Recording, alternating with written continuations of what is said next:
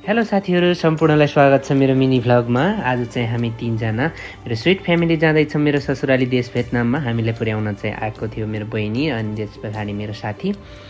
हामी चाहिँ एयरपोर्ट पुगिसके पछाडि एकछिन बस्यौँ। त्यसपछि हामी गयौँ सरासर एरोप्लेनभित्र गइसके पछाडि आमा छोरा म तीनैजना अगाडिको सिटमा परेको थियो। एकछिन पछाडि एरोप्लेनले टेक अफ लियो, एकदमै रमाइलो भयो। बाबु सानै भए पनि बाबुको यो फ्लाइट चाहिँ दोस्रो फ्लाइट हो। हाम्रो चाहिँ चेक इन गर्ने बेलामा चेक इन स्टाफ चाहिँ नेपाली बहिनी नै परेको थियो। मलाई चाहिँ एकदम गर्व लाग्यो, नेपालीले पनि यति राम्रो ठाउँमा काम गरेको रहेछन् भनेर।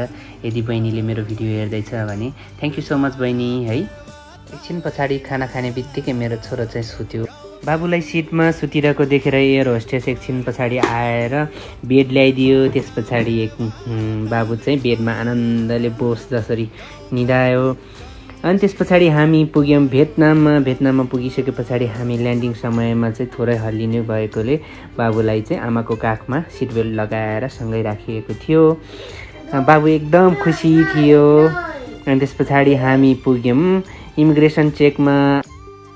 आमा छोरालाई फास्ट ट्र्याकबाट पठाएर म चाहिँ गएँ धेरै मान्छेहरू लाइन बसेको ठाउँतिर। इमिग्रेसन चेक सकिसके पछाडि हामी गयौँ ब्यागेज कलेक्सनतिर। ब्यागेज कलेक्सन गर्ने ठाउँ पनि एकदमै क्लिन थियो। त्यसपछि हामी एक्जिट भएर गयौँ। यहाँ चाहिँ देख्न सक्नुहुन्छ एकदमै धेरै परिवारजनहरू आउनुभएको छ आफ्नो परिवारलाई लिनको लागि। हामीलाई पनि लिनलाई मेरो ससुर बुवा र दाइ आउनुभएको थियो। हामीलाई लिन चाहिँ ससुर बुवाले दुईवटा गाडी लिएर आउनुभएको थियो, एउटा चाहिँ आफ्नै र एउटा चाहिँ दाइको। अनि त्यस पछाडि हामी गयौँ ससुर बुवाको गाडी चढेर सरर ससुराली घरमा। एयरपोर्ट पनि एकदम क्लिन देखिन्थ्यो र क्राउड त अब जसरी भइ नै हाल्थ्यो होइन।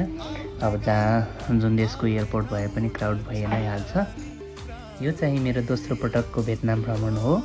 हामी चाहिँ त्यस पछाडि पुग्यौँ घरमा पुगिसके पछाडि 90 वर्षको हजुरआमाले हामी दुईजनालाई देखेर एकदम खुसी भएर पहिलाको कुराहरू सम्झिँदै कराउनु पनि भयो, माया पनि गर्नुभयो।